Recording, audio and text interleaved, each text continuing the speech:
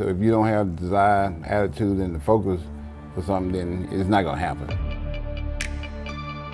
I probably always overdid things. I never underdid things, I always overdid things. So I placed third at my first Mr. Olympia contest in 2008. Upon that night, I realized it's possible, but when? And at first you say, well, when? Okay, I did third in the world, wow. Now it's not about when, it's about, you know, how many. I just always wanted to be the most, defined, massive person on stage, but move like smoke in the air. We all in the same room ain't saying nothing to each other. Everybody's game face. Like, we going to war with each other. The facility itself is great, but who is there? The energy is there. The brotherhood is there. Everybody's there for one reason. We try to get better as bodybuilders, and we try to do it as a team. Like, really look at yourself in the mirror. I mean, for me, I always try to do that, and bodybuilding initially made me have to look at who I am as an individual. I want to compete. I'm an athlete, I'm a sports person, I want to compete. I want to compete against the best, and it's got to be a competition. I've always prepared myself to be the very best that I possibly could be. And if I know that I'm the very best that I possibly could be and I can't get any better at the time, then I'm good with that. But because coming back from a martial arts background, I understood I can learn from anyone. It could be the guy in the gym next door to me that's training, and I would steal different parts from everyone. If it fits me, I take this part from this guy, this part from that guy.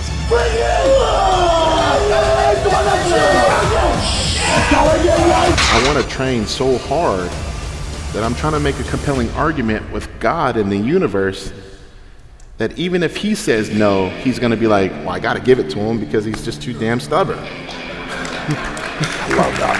I love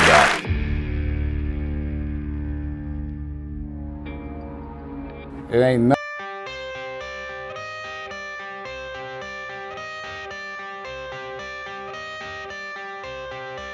I got the cash in the bag, stadium packed. Born a rock star in this life, gone live it up on the attack. Baby, I'm bad, I just wanna get caught up in this life. I'm crazy, I'm mad, doing no cap. Only God wants, so you better go live it up. Cash in the bag, stadium packed. Baby, I'm bad, baby, I'm bad. I just wanna stay bad, stay mad. Chip on my shoulder cause they treat me like an outcast. I ain't gonna take that, stay back. I'll be swinging hard till the hits come in all caps. I ain't gonna lay back, pray that someone's gonna help me, ain't nobody like that. I ain't gonna wait, that's all fact. Give me one shot and I'll never get the throne back. I'm sick of being cautious, I'ma go cause something, can't stop this. I'ma steal everybody's lane, call it shoplift. Sick of hearing everyone complain when they thoughtless. Taste the pain, it's like candy canes. It makes me go change into a better frame, into a better name. Society's insane, we all live for fame, yeah. Cash in the bag, stadium packed. Born a rock star in this life, gonna live it up on the attack. Baby, I'm bad, I just wanna get caught up in this life. I'm crazy, I'm mad, do it no cap. Only God wants, so you better go live it up. Cash in the bag, stadium packed. Baby, I'm bad, baby, I'm bad. I got the cash in the bag, stadium packed. Born a rock star in this life, gonna live it up.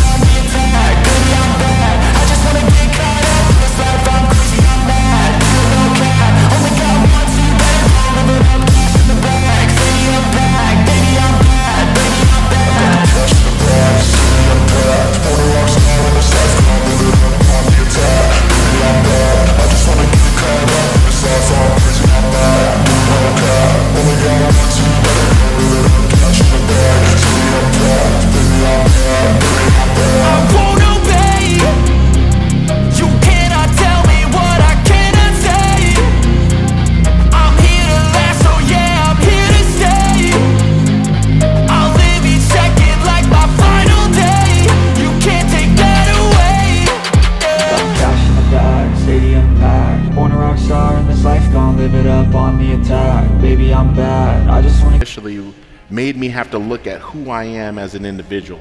Do I want to do the training? Okay, fine, I can train. But do I really want to diet? Do I really want to give up time with friends? Do I want to be misunderstood? Am I okay with scrutiny? Because unlike a LeBron James or Kobe Bryant, unlike anything else, You could be criticized about performance in the office, how you speak, maybe how you dress that day or whatever, you didn't close a deal. We're talking about how you look without your clothes on. You know, so a lot of people in here maybe switched outfits. You talk to my fiance, I mean, she probably changes 3-4 times sometimes, you know, did this look good, does this look good? Because, you know, they want to be perfect. Yeah, that's a good point. But imagine your job is to be judged by a panel of judges, fans around the world, about how you look in just this little itty bitty posing trunks. It's like your worst nightmare turned to life. Did you have a formula for handling pain? I know you said some things right now. Was pride behind it, but was there a formula for pride you? Did you tell and yourself focus on the goal. Yeah, focus on the goal of that particular workout, of that exercise, which is all a micro of the macro, which is at the end of the year you're going to compete. That's the ultimate goal for that year. But breaking that down, and so I would have the goal in mind before I went to the gym. So I would sit down, I would analyze last week's workout. So maybe I am data analyzing in my primitive way. I've got my book there and I've written down last week's workout. So I did 8 reps last week with this weight. I got to do 9 this week. Or I got to put 5 pounds on the bar, or, you know, I got this.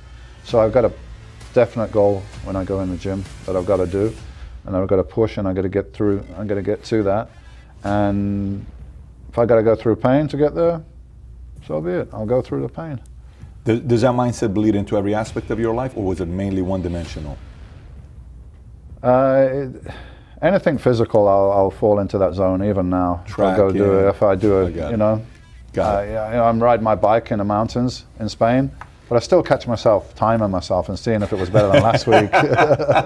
There's still that competitive yeah, I got 2 voices. Yeah. I got 2 voices. Like when it's getting really difficult now. Before I just had 1 voice. Now I got 2. I got the one, which I made a video one time, put on my Instagram, of like coming up this mountain, and I just got off a plane and I feel tired and it's really tough. And I got this one, see here on my shoulder, and it's telling me, listen man, you did all this shit before, you won 6 Mr. Olympias, and if you're tired, you don't need to go up that mountain today. You can stop, man, you can go back down. And another one, got a lion here, is like, don't listen. You've got to do it, man. You started, now you can't stop. You've got to finish it. You've got to do it. So try to listen to the lion like 95% of the time. You ain't gonna believe this. I never looked at myself. Never looked at myself. It was always about being in the gym, working out, enjoying myself and having fun and being healthy. It was never the way I looked. So when I was like, you know, 285, 295 on stage, I really didn't notice anything. What do you mean when I was 215, huh? What do you mean when you say that? I didn't notice it. People saw the way I looked. I didn't see the way I looked until I saw pictures. So you wouldn't go in front of a mirror at the gym and pose? Nope, never. Ever. So when you're doing squats and you're looking at something, there's not a mirror in front of you, it's a wall? Nope. Seriously? There's no mirror there. If you look at the videos, you'll see there's not a mirror right there in front of me. There were times back when I was backstage and I see a mirror, I turn my head, you know, when I walk past it, because I didn't want to know how I looked. Because I was never in it to look a certain way, you know. I was in it to be good and to be great, but not to look a certain way. That's why I was going to tell you now that, you know, the way I look back then, you know, that was all good and great, but I wasn't in it to look a certain way. I was in it to be great. So now that I'm not even competing anymore, I'm still the same way. I'm not in it to look a certain way. I'm in it just for you know, the enjoyment of being in the gym, working out and being healthy. So I'm not going for a certain look. I've always just went into the gym to have fun and enjoy myself and you know, just be in there, but not to look a certain way. I didn't know I had 22-inch arms until somebody told me. And I argued him down, like, no, there's no way. He's like, well, I got a tape measure, you know, I can prove it to you. I'm like, let's bring it out. So he brought it out, and sure enough, 22 inches. I'm like, wow, that's nice. Wow, I got 22 inch arms, you know. You got to come in and develop your physique completely, as much as you can without, because it's going to benefit you down the road. The more you come into the game and you want to bring complexity to it, it's not gonna make it easier. It's gonna make it more complicated because you're throwing in more variables, which means that your body has to deal with more variables, which means there's so many other things that could change. Yeah. So until you know the basis, the foundation of how to build muscle, how to burn fat, why are you gonna overcomplicate this process, which is already complicated, and add another variable that changes the game dynamically, I mean, dramatically, you know? You shouldn't do that. You should learn your body, know that you know how to properly train, know that you know how to properly build muscle, know that you know how to properly incorporate nutrition before you need an advantage. There's no way you're gonna need an advantage before you know how to do that, because if you do it the other way around, you're gonna have to learn everything else over and over again once you hit that wall and you reach that level where those PEDs are not gonna do anything for you anymore, except take more, which would make you more toxic, put you at more risk. So you're gonna have to start all over again and try to learn it right, because you learned it wrong. And that's what I tell a lot of guys, especially in certain areas, certain cultures, even in the Middle East, some of those guys, they think that's the first thing they gotta do. Okay, I'm training now, what do I gotta take? It's like, no, that's not the route you wanna go. It's, you're training now, learn your body, learn how you respond. We're all a little bit different. Once you learn those things, then you can add a different dynamic that you can play with and complicate it even more. But when you're starting, there's no need to complicate this. Do you see any need of doing it if you're not going to be competing professionally? No, you know what I'm saying, right? Like, what is the purpose of it? I don't see a reason to, unless you aspire to go to a high level, right? Or unless you're doing it from some kind of anti-aging benefit, you know, for your personal health. Sure, absolutely. But you know, that's really the only reason. If it's not for competitive reasons. Very logical reasoning you got there. I truly never believed I can be first, number one in the world. Fear of failure or fear of success? I'd probably say both. Both. Because both can be very damaging. Both can devastate you. I would say just fear, because again, I'm insecure and low self-esteem. So it was just the fear of possibly being at, well, I had a lot of pressure on me already because of how good I was, so I was expected, you know, to look a certain way. And, you know, a lot of us believed I was judged on my best, not if I was better than other people on stage. So I remember, you know, one time I took, after my car accident, I broke C5 and C6. And this is 94? Or? Yeah, 94. And I came back and I competed in that February after breaking C5 and C6, and I ended up winning the Ironman. And the next weekend I went to the Arnold and I took second. And when I had the car accident, you know, the company I was with, I don't want to be disrespectful, but everybody knows, but when I had the accident, while I was in the hospital, they fired me. So, you know, when I got home, there was a facsimile there that you've been released from your contract due to blah, blah, blah. And I'm like, I'm okay, I'll be able to compete. So I begged, you know, for them to keep me on, so they instated half my money that I was making. And I went and won the Ironman, and then I won the Arnold Classic. Okay, see, I took second in the Arnold Classic, and it's like, yeah, you know, I won my first pro show after breaking my neck, and, you know, then I took second, and after Arnold, he goes, we'd expect you to do that, you know, we expect you to win. I go, look, I beat all these people who've been healthy all year round, and I come back from this devastating accident and I was that good. He goes, yeah, but we expect more from you. I was like, wow. So it took a whole nother, you know, at the Olympia for them to reinstate me 100%. So, you know, it's like a double-edged sword. It's kind of like all great athletes, and I'm not calling myself great, but you look at their best, or a model, you look at their most beautiful, or an actor, or a singer, you know, their best song, and they're measured to that forever. So one rare thing is I kind of came close in the 90th percentile of my second show ever. So it was nowhere but either down or a little ways up from that. So, and I just like a biorhythm up and down. So I was always compared to that instead of getting better and better and better. You know, I came out, when Arnold called me one of the best bodybuilders in history, that was my second pro show ever. You got a photographic memory, or Yeah, no? I do. Okay. So you I would remember? read books and just remember the whole thing. I'd have to read about 3 or 4 times. I could memorize the whole thing. That's how I studied for college. I would read everything like 3 or 4 times over. Like the night before, I would stay up like sometimes all night. You get into something and you just get focused on it, and you lose track of time because you're so focused on what you're doing. That's you. And I would look up and I'm like, oh man, it's time to go to breakfast. I didn't get no sleep. that happened a lot, because like I say, I had that memory that if I read something enough, I could memorize it. It's so crazy that yourself, Brandon Curry, Phil Heath, all had accounting majors. Yeah. Did you know that or no? I had no idea. You had no idea. All 3 of you are accountants. So maybe the formula for bodybuilding is first go get a degree in accounting and then go compete. Exactly. That seems to be a trend. Is it all data to you or no? Yeah, it's all data and analytics. Cause people don't know, but I kept up with everything I ate. I weighed and measured everything I ate, and I ate the same thing, and I weighed it, and I knew exactly how many carbs I was taking, how many grams of protein I was taking, everything. And I wrote everything down. Do you have it till today? Yeah, still have it today. Kept it till today. Still have it today. Wow. And they offered me something like 170 grand a year to go and be with that federation. That's money at that time. I had nothing. I had nothing. Crazy. So I gone home to my wife and I said, look, they offered me this.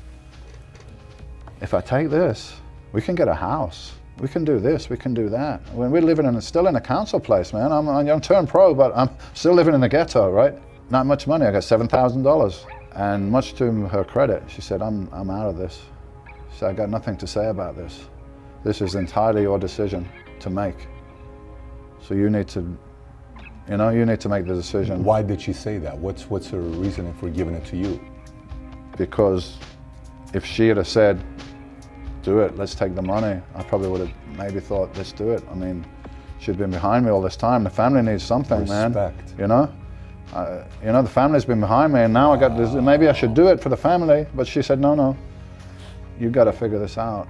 And then I was like, you know what? I believe in myself, and the Olympia is the Olympia. And I got a bad feeling about this wrestling federation, because the one thing that I was adamant about when I went there, I was like, I'm not a performer. I'm not, if this is going to be like the wrestling where it's like you're a character and the winner's already kind of chosen, I'm not in for that. I want to compete. I'm an athlete, I'm a sports person, I want to compete. I want to compete against the best, and it's got to be a competition. And then, Mr. Olympia is every bodybuilder's dream. So I would have to give up on that dream to go with the Wrestling Federation. So I made a tough decision, and I said, I'm going to turn down this money because I got faith in myself, and I will get that money and more if I stick to this path and I win Mr. Olympia. Because I was happy that I got second place, because you know what they do with second place? You should have won, Phil. I had you winning. Everybody loves the underdog now. Everybody roots for the underdog. The underdog is safe. Very interesting. He's safe. And you know what that does? Oh yeah, I should have won. I should have won. I didn't deserve to win because I didn't own it. But I sure as hell went in front of those reporters, man, prior to the show. I'm here to win, I'm here to do this. But when it was time to own it, I punked out. So that following year, I said, I'm not gonna do any promos, nothing, until I own it. Until I own it, and that meant I don't have to talk about this. I don't have to tell people what I'm doing. I don't have to talk about what I'm doing tomorrow and this and that, and screaming from the mountaintops and doing these Instagram videos and Facebook and this and that. I don't have to tell you shit. I have to look in that mirror and I have to say it to myself one damn time and look at myself and be like, man, you ain't ready. Or are you ready? Really? Okay, go do it. So then, when I won the Olympia in 2011, it's a different type of exhale. Close your eyes And then for some reason, my life flashed before my eyes. And that's when the tears come, because you're like, you know what? All those little things got me here. From the heartbreak to the lies, to the deceit from others, from the mistakes I made to this and that, got me here. Like you just said, I'm a basketball player, right? Like back then. But it got me here. You damn right I'm happy. So it was, when you talk about what kept me going, that moment right there was like, it's worth it. No one else knows what that feels like in this sport, because I was the 13th Mr. Olympia champion. So imagine, only 13 people climb that mountain.